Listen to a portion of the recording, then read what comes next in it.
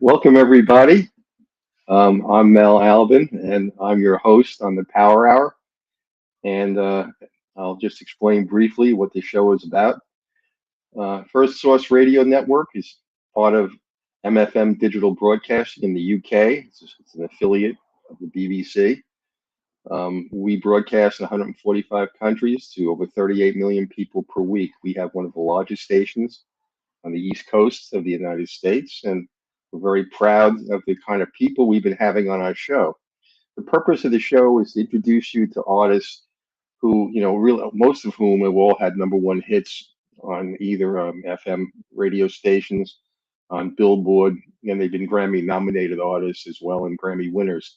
So we try to bring you a diversity of artists who really are part of the jazz fusion, we call it jazz confusion world, because we slide into R&B and soul and neo soul and hip hop and reggae and blues and jazz, of course. So the purpose of our station is simply to keep jazz alive in all of its different manifestations, and to show how it's crossing over and is still vibrant and one of the pure musical forms that is so typically American.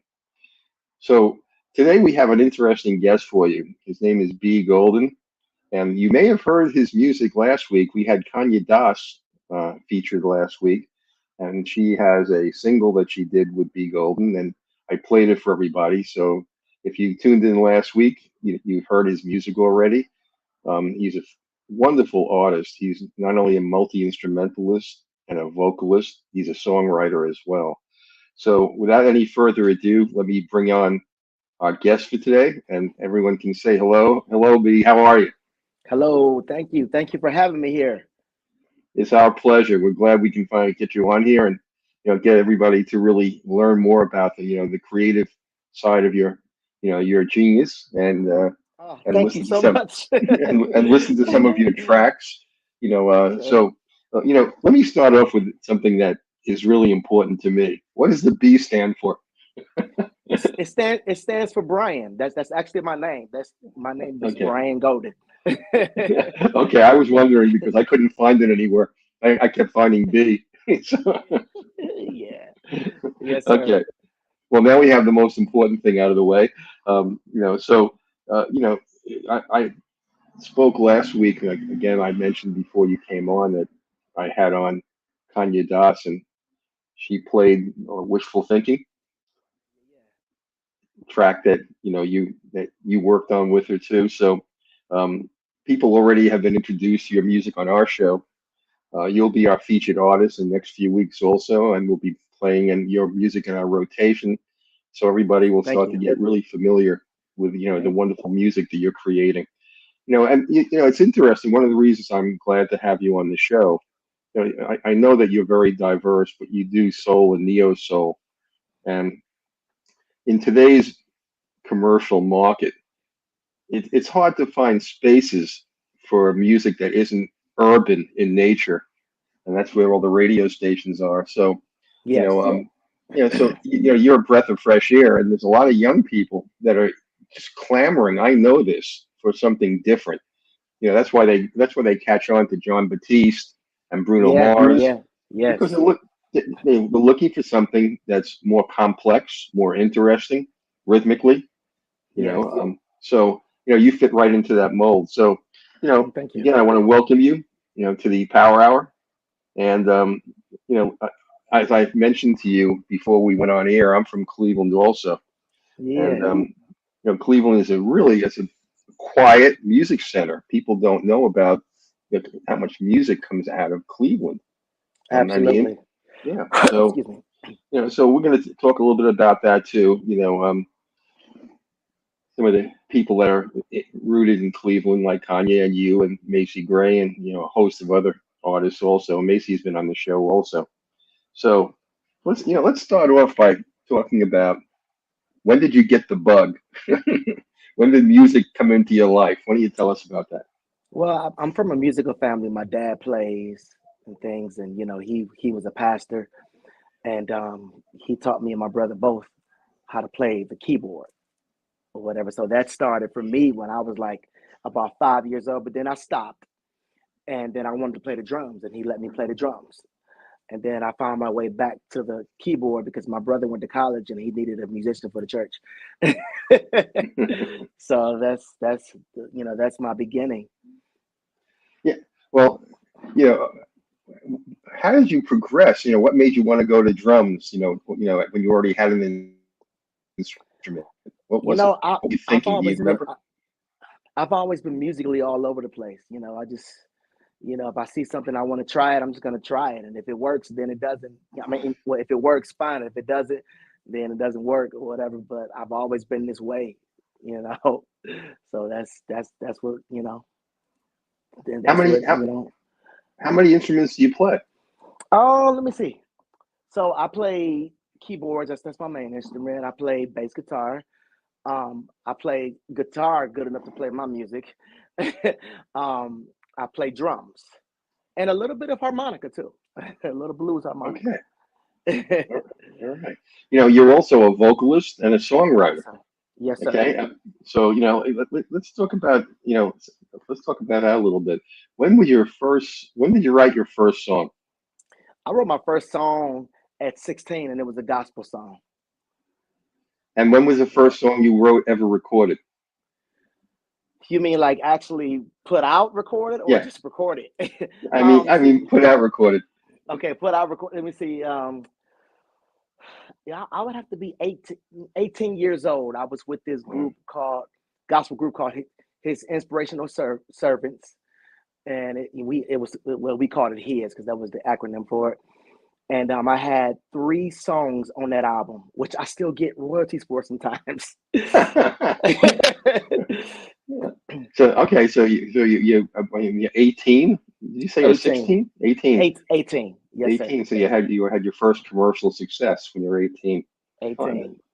Okay, Yes, and, sir. so tell me about some of your early musical influences. You already told me you did gospel and your dad was a pastor, but what were some of the kind of music you listened to when you were a kid? Um, so up until I was about like maybe 15, 16, um, it was just gospel. It was, Milton Brunson and the Thompson Community Singers, whatever, Clark Sisters, all that kind of stuff. But then when I turned like 15 or 16, I had a good friend who I went to school with. He would make me a tape every week of all this good music. I didn't even know who the artists were, but I found out it was Parliament Funkadelic, it was James Brown, it Mhm. was Minnie Riperton, uh, Uh, um, Confunction. It was all this stuff. So I became a funketeer at 16. I was like, oh yeah, I'm about the funk, and then of course we had groups like Jodeci and Mint Condition, Blackstreet. Like I thought I was gonna be the next Teddy Riley or Devontae Swing when I was a kid. I'm like, yeah, y'all want to make these records, yeah. But it didn't turn out that way. But it's still yeah, fine. one of my friends I had on the show a while ago is Larry Dodson from the Bar-Kays. So you Oh talk about wow, funk. So you talk yeah, about funk. You know, he yeah. told me he told me a funny story. The Bar-Kays had 20 number 2 hits, but never a number 1 hit. And Wow. I asked him how did that happen, and he said Michael Jackson. Exactly. Exactly. Excuse me. Yeah. So you got involved early in the funk scene. Oh Listening to yes, yes, yes. Earth, Wind, and yeah, Fire. and, For but sure. but all the Ohio players, Cameo, you know, Yeah. Never and been they're a all Cameo fan. Never been a Cameo fan. I've never yeah, really not nope, not really. Lakeside, Lakeside, yes. yeah, but they all came from your area. They were Yeah. all that's where Yes. they're from, and Yeah. so if you got interested in funk, that's the center of funk in the universe, pretty much. Absolutely. Yeah, Yeah. absolutely. Yep. So what? Boosie Collins is from Cincinnati. Yeah. Yeah. Yep. Yeah. Bootsy's now in D.C. Oh wow, he moved. Okay. Yeah, he's down in D.C. Yeah. So tell me about Okay, so now you got into funk. So you started performing and started I should say you started recording your own music. And you had a breakthrough. You released Sweet Angela. Sweet. Oh, no, actually, what came before that was Love Chronicles that had that Right. one song, "When I See You Smile," and that song, "A Natural Woman." Everybody kind of gravitated towards that. Yeah, some of those songs made the UK charts too, didn't it? Yes, sir. Yes, they Yeah. did. Very, very blessed. Yeah. Were you with a label or were you independent? No, I'm all independent. Okay. So so how did you get traction? How did you get your music out You there? know, you know what? Just God in the universe, because I put out that uh, Love Chronicles in 2018, and they found me under my government name, Brian Golden, on Facebook. In my messenger, and then the rest is history. Yeah, how did you had radio time? I mean, tell me a little bit about the business side. You were a young guy. How did you get your music out there? What did you do? Nothing. I just recorded it. I released it through TuneCore, and next thing you know, I started getting inboxes in my messenger on Facebook. Man, I really want to give a shout out to Franklin Sinclair over there in the UK. He always plays my music. He was the one to break me out over there. That's terrific. So, so you just out of the box, you just clicked. Yep, That's fabulous. such a blessing. I'm blessed for Yeah, that. yeah. Well, it says a lot about your talent also. So, Thank you. um, so tell me about so when you started to release your first LPs or your first EPs. When was that? When did you release the first ones? That was 2018. In 2018. Okay, and you kind of followed that up really quickly. You were kind of hot. For 2018, 2019, 2020, you kept putting out music. So why don't you tell us Yeah. about that progression a little bit, about what you were thinking and what you were doing? Um, I call it the Prince disease.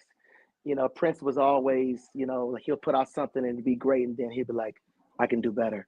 And then he'll put out more music or whatever. So I'm actually in a competition against myself to see what I can do better.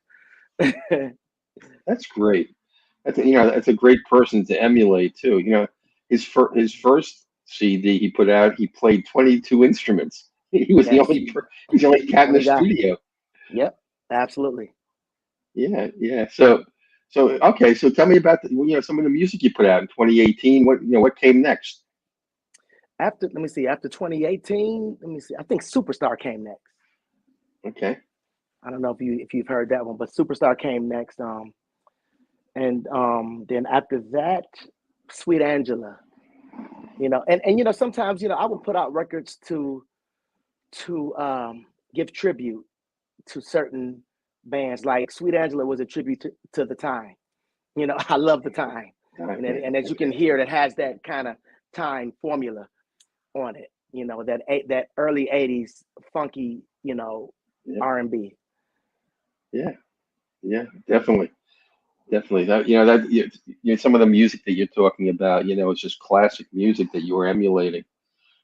So you did um some of your music, and this is one of the things I wanted to kind of talk to you about a little bit. Your Yeah. music has really caught on in the UK, and I know when I was listening to your music for a few years now, I've Mhm. heard your music in the UK more than I've heard it here. Um, and the UK has adopted soul, neo soul, R&B, blues. It's more Yes. vibrant there than it is here. Yes. So it's a shame because that's our culture, and yet Yes, it for is. artists like you get more airtime and you get more plays in the UK than you get here in the States. How Right. do you feel about that? And what do you think about the music scene here today? What's your feelings Um, about it? Without being disrespectful, because business is business, but I think that here in America we stopped singing, and what I mean by that is, um, in the '80s, man, we had TV shows that would come on, and they'd have a beautiful song. You had songs like, I'm sorry, shows like Family Ties. What would we do, baby, without love? You know, and I think that we just stopped singing, and we became a little plastic whatever, and it's just like, oh, let's get this guy or this girl who gave, in my opinion, no effort or whatever, but people like her, so let's just make her a star instead of, like Steely Dan and the Stevie Yeah, Wonders and whatever, just going in the studio and just doing it over and over again till they got it right and said, now it's ready. Motown, the Motown machine. You know what I'm saying? They would have those sure. meetings like, what would you rather do? Would you rather buy a sandwich or this record? Oh, I'd rather buy a sandwich. Okay, well, let's go back to the drawing board. You know, it was, so I think the passion is just gone, you know. That's interesting. I don't know if they should call you B or Brian, but it's Either one is me. okay. What's interesting to me is I think you hit something on the head. You know, we're a very technological society, and technology is often shortcuts. It's not necessarily better. It's faster. It's faster. The move from analog to digital. You can't replace the sound of analog. You can't. And then when you go from digital to streaming, it muddies the music even more. And Yep. so here's I think what you're hitting on is an interesting problem. Songwriting, which you do, now these days it's done algorithmically. It's a team Yes. of people. It's not songwriters and musicians anymore. It's a team Yeah. of people, and they algorithmically determine the hook, Yes. and the music sounds repetitive. I mean, like when you say there's no thinking, there's no breath. It's very narrow, and Yeah. you know, I think things are changing. I mentioned John Batiste and I mentioned Bruno Mars as just Yes. two examples, but the reality is vinyl is making a big comeback. Yes, it is. And there's a reason. It's the richness of the sound, and not just the uniqueness of the format. And Yes. you know, and there's increasingly there's more and more space starting to reemerge for other kinds of music, like the kind of music that you create, soul and neo soul versions. And Hmm. I think that we have lost something. You're right, and that's why so many artists always have to go to the UK and the EU, and Yeah. then come back here, and then everybody says, "Oh wow," Yeah. But you know, it's we need to reestablish the other forms of music that are so vital and so American that we kind of Yes. crowded out. So, I empathize with what you're saying. I think you're 100% right. So the UK has been the place where you've had the most hits. Yes. So um, why don't you tell us about one of the songs that you composed, and I think it was 2020. It might have been 2021, called "Skin." Yes. Yeah. I got angry, and just to be clear, anytime I write a song, I don't write it for money. I write it because it's a feeling. It's true to me. And that song, I got angry. That was when George Floyd was killed, and I started writing that by myself. And then I said, you know what? But this song needs a female's perspective. So then I called up Kanye, and then I called up another friend of mine, Sonny Jones. Shout out to Sonny Jones, great guy. Um, and he did the rap on it. But yeah, I just got a little angry, and I just felt like, the way I've always fought in my life. It's not with these, but with my mind and my music. And so I wanted to put out something that could just kind of tell a story, of what we go through on a daily basis, in the Black community. Yeah, well, you had quite a bit of success with that song. Also, it won a Blackout Soul Award, right? Yes, And yeah, yeah, and you got a Best Group Award, yes, yes, I right? did. Yeah, Yes, I yeah, did. Blessing. yeah. That's another thing that I think, Brian, that I think is really interesting about the directions you go in. Mm. I haven't had another artist on that would have taken on something like Skid, because they're I'm not saying that a lot of the artists are commercially conscious, but um, they're not comfortable injecting, you know, important issues into their music sometimes. And for you, it was a diversion. It's not something you did before or after, really, as far as I know. But at the time, it was right, and you felt it, and that's where your creativity comes in. You go with it, and that's Yeah. another reason why your music is very diverse. It's not repetitive. Thank You know you.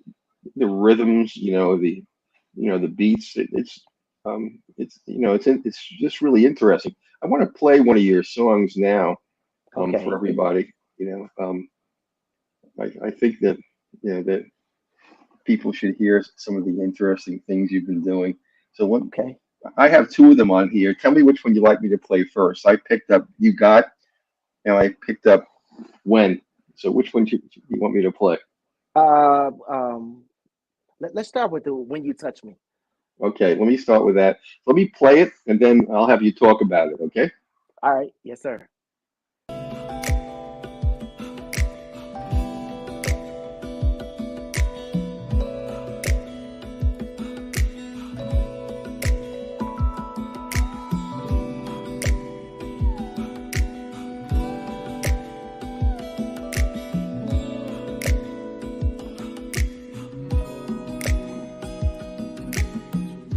Day or night, wrong or right. That's when I long to have you near. Rain or shine, you're on my mind. Your smile, your energy, the way you look at me, baby. It's just like summer days in heaven, Christmas morning when you're 7.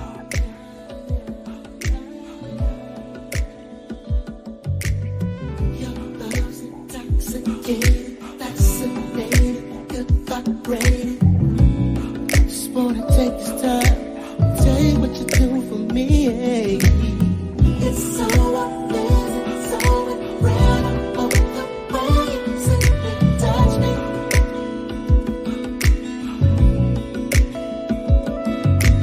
The way you make me feel it brings me chills, my baby, when you touch me.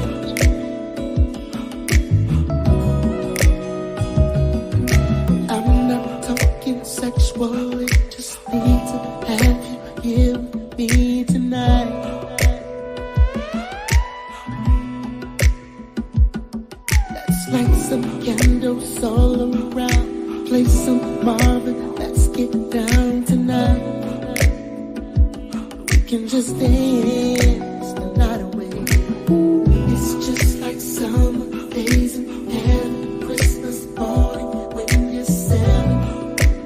You just don't understand how you're making me feel. Your love's intoxicating, fascinating, good vibrating. I just wanna take this time, tell you what you do for me. Oh, oh. It's so amazing, so incredible the way you simply touch me. Hey, put your hands on me. The way you make me feel it brings me chills, my baby, when you touch me. I don't care what you do, just put your hands on me. It's so amazing, so incredible the way you simply touch me.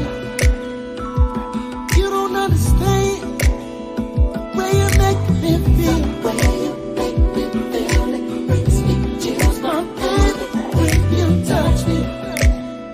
Hey, bring your body close to me.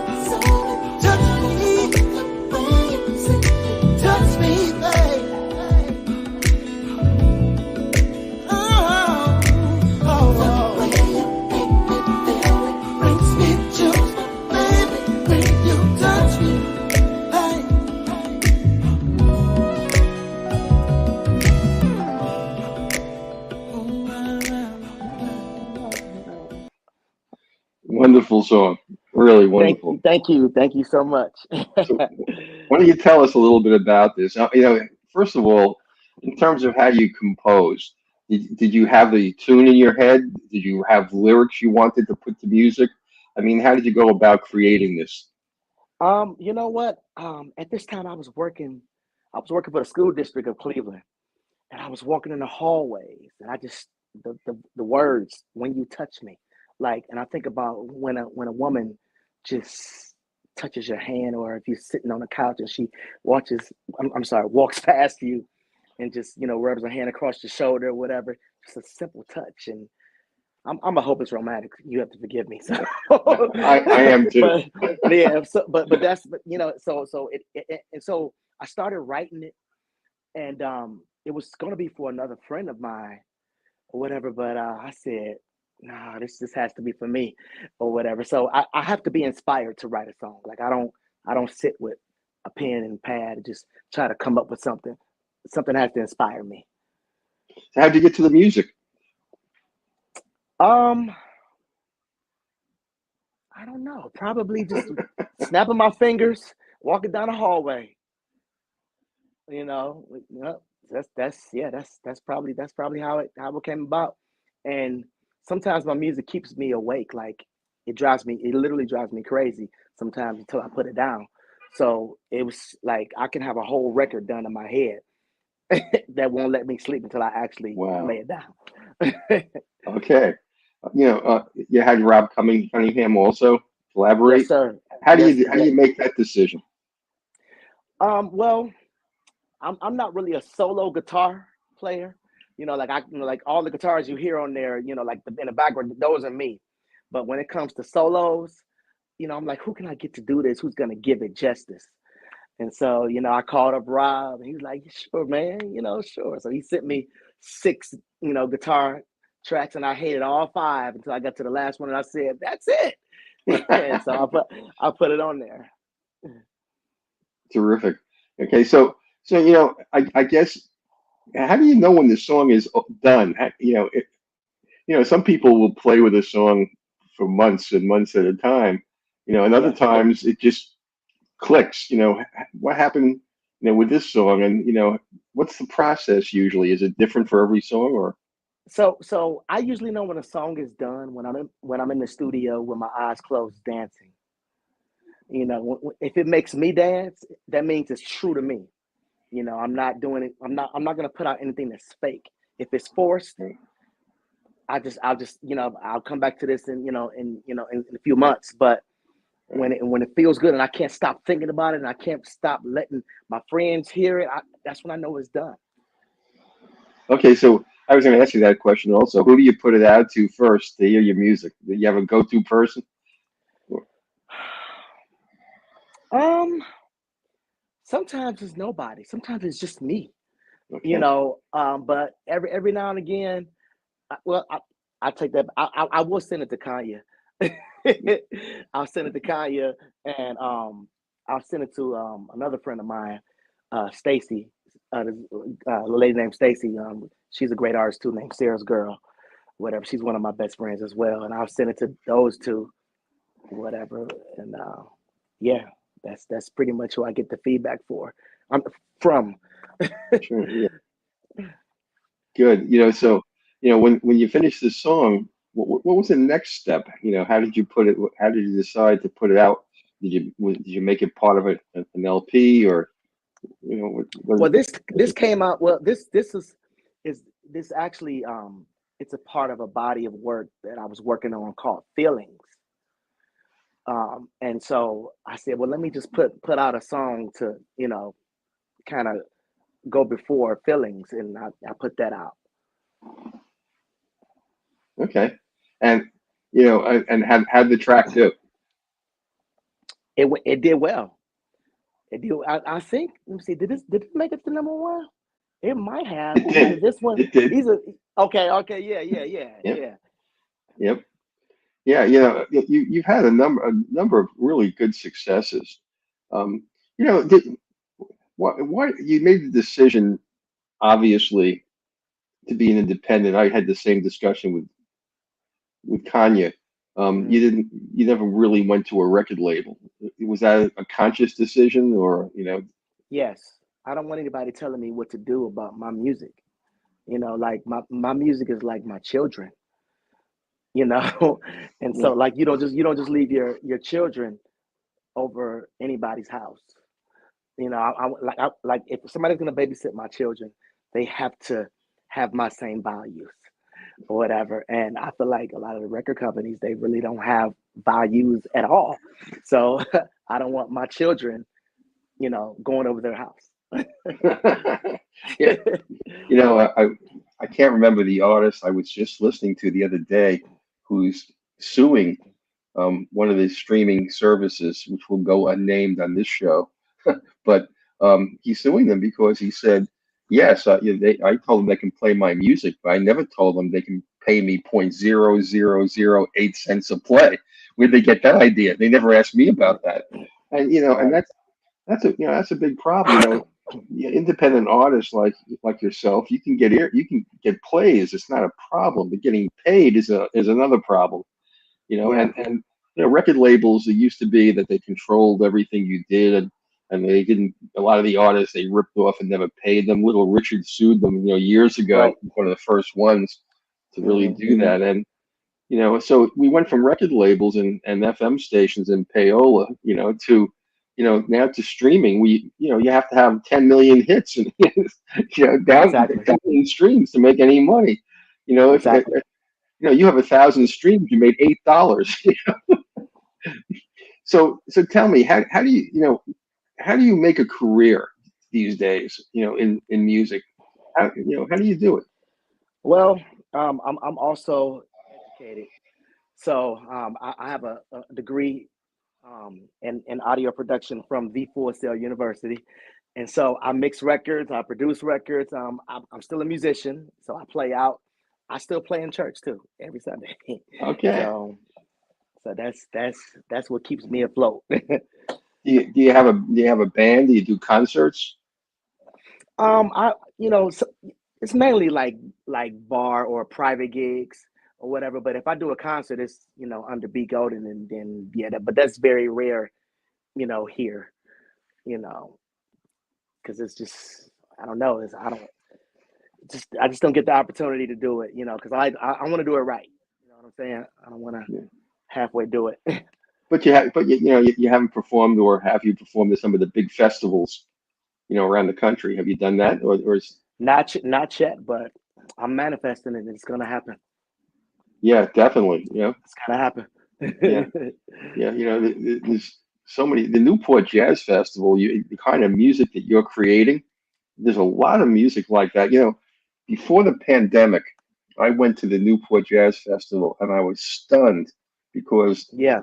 half the crowd was under 30. Never, Wow. didn't expect that. Young people were there to hear something different, Wow. and they've been attracting a lot of these festivals now, attracting a lot younger audience that play the kind of music that you create. So yeah, I think you can have a terrific career, on going on tour a little bit and picking up some of the festivals For also. sure. For Yeah, sure. I think it'd work really great for you.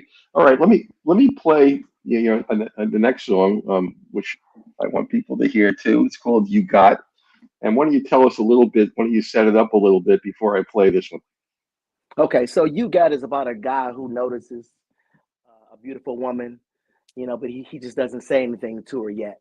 Maybe towards the end of the song he does, but he's just from a distance, not stalking. We're not stalking, but we're just looking and admiring this beautiful woman. Okay. All right. Well, let me play it, and then we'll come back and talk about how you created this too. Okay. Yes, sir. Oh, look at you. I just can't believe my eyes. Oh, look at you. You caught me by surprise. Yeah, yeah. Every day I see you walk, and every day I see you talk. Girl, I wanna get close to you, but I don't know what to do. Sugar, every time I smell your scent, it makes me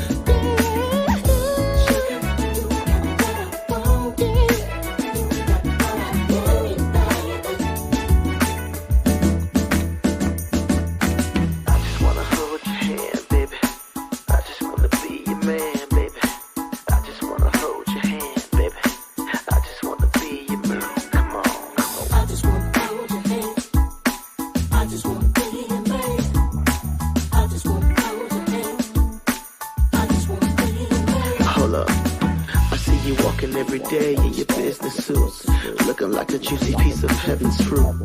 I'm trying to get you on my team. Don't be shy, baby. Don't be mean. I'm thinking maybe we could go grab a drink or two. It doesn't matter, just as long as I can be with you. Come on, baby. Tell me yes. Come on, baby.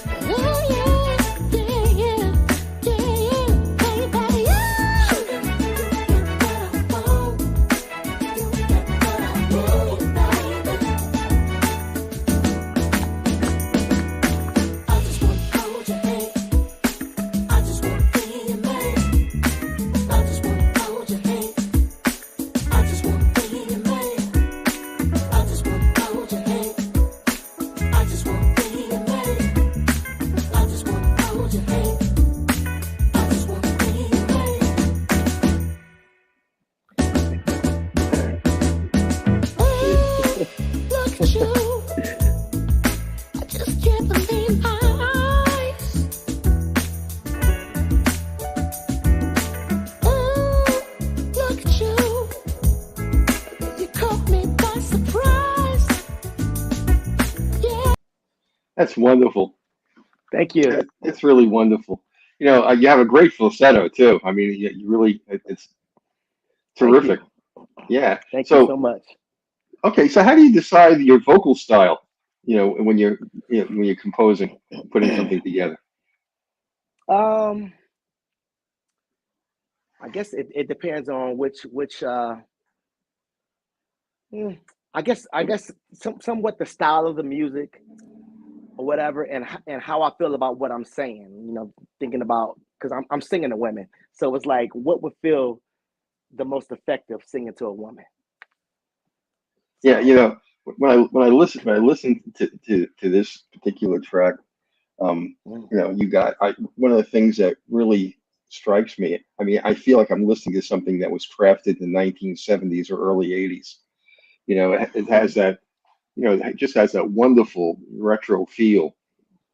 And I it's chase that sound. I chase that sound. yeah, yeah. I mean, it's real soul, and that's why I said, there's space now for music like this that wasn't here, 3 or 4 years ago. More and more, Yes. you'll find spaces to for your music to really catch on now here. And so Yes. it's a great track. So what are you working Thank on you. now? What comes next? What are you doing now? I'm actually working on a duet, which I'm so in love with. That's actually the name of the song, "So in Love." I'm not sure when it will come out or whatever, but it's, oh my goodness, it's really, it makes me cry. It does. It's beautiful. And who are So you doing it that's with? there's an artist in my city. Her name is Donnie Lene, and me and her wrote the song together. And you can look up her music as well.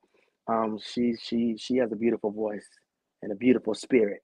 Like I'm very careful who I work with on my records too, because everybody doesn't have the right aura, the right spirit. So I need people who are pure at heart to work with, because I feel like I try my best every day to be pure at heart. Tell me something about when I listened to both the tracks we played tonight. They're so different. You Mhm. know, um, so if you're going to put together an LP, a dozen songs or so, you know, um, do you ever sit down and say I want to do an LP and just start putting out songs, or do you develop a body of work and then pick and choose and add and subtract? How do you create Well, your um, well, it depends. Okay, so like the one song you got, that's actually a remix. It's called "You Got the Detroit Mix" because I actually put that song out in 2020, I believe. Yeah, it was 2020. A little EP I had called The Hopeless Romantic. And it was very different. The track is very different. And so here back in 2022, I put together a body of work called Revisions, where I picked 6 songs that were already out, and I just did all the music over. Oh, okay. So, I thought you put it together. So, what do you work right now? You're working on a duet. Are you working on an LP This, or? no, this is just gonna be a single because I have a lot of music out between Feelings and the and Revisions. I have a lot of music out, so I just kind of want to, crack spring open, with something beautiful, whatever, that sounds flowery and springy. Okay. It makes people Yeah. fall in love. That's my goal, to make people fall in love and to think. Has your in your mind, has your music evolved over the years, or has it been? Yes. Why don't you tell us a little bit about that, about the evolution? Where are you've been going, and where you see yourself going in the next couple of years? Um, Man, it's so hard to say. I mean, think about where I've come from. Um, I think I just kind of have I don't want to say phases, but for lack of better words, phases. Mhm. You know, um, like my song, when I see you smile. I was trying to channel that Isley Brothers, um, drifting on a memory, that kind of vibe on that song. So it just depends on what's inspiring me at the time. That's Okay. I guess that's the beauty of being an indie artist. You don't have to stay, in a certain Yeah. place. Yeah. You don't have to play changes like David Bowie did 5,000 times. No changes, but he kept singing changes. Right, exactly, Yeah, exactly. yeah, I know the drill. So, where do you see your music going in the next couple of years? You see, and you talk about phases. Is any phase you're going to be looking at going into, or? Um, I just, I really see myself just like working the music that I have out right now because it's still kind of brand new to the States. Yes, yeah, So I wanna do some you know something with that, as far as like exposing people to my music, getting on some bigger stages and things. And I believe that I'm gonna do it. I'm gonna manifest it. Tell me something too, Brian. I'm just curious, because you have this multi-instrumentalist background. Mhm. Do you see the music side of your composition, maybe becoming more orchestral, or involving different instrumentation? Because you mentioned Earth, Wind, and Yeah, Fire, for example. yeah. hmm I would like to do, like bigger songs that has like, string arrangements and horn arrangements, but that takes a budget or whatever. So, I gotta, secure that budget, which I'm gonna do that as well. I'm manifesting it. you know, um, so like, I mean, one thing I will say about my music, it's gotten, as my grandfather would say, gooder and gooder. That's what my grandfather would say. But yeah, it's getting, it's getting better and better every time because I'm learning more, and I stay learning, and it's not just even about the music; it's about how it sounds sonically as well. Like I chase analog equipment in my studio.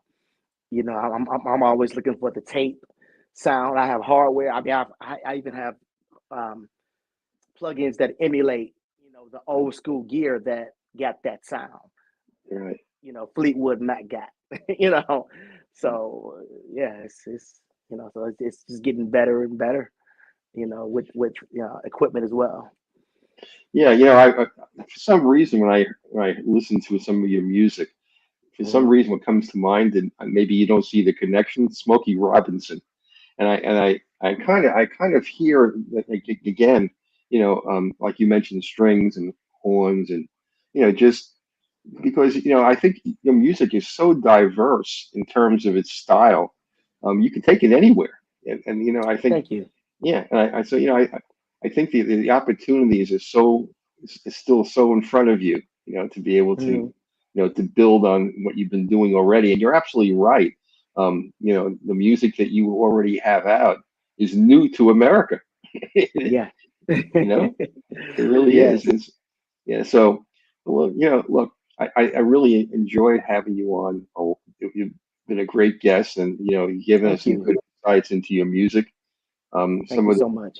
your fans have been able to tune in, perhaps, and you probably made a whole bunch of more fans tonight.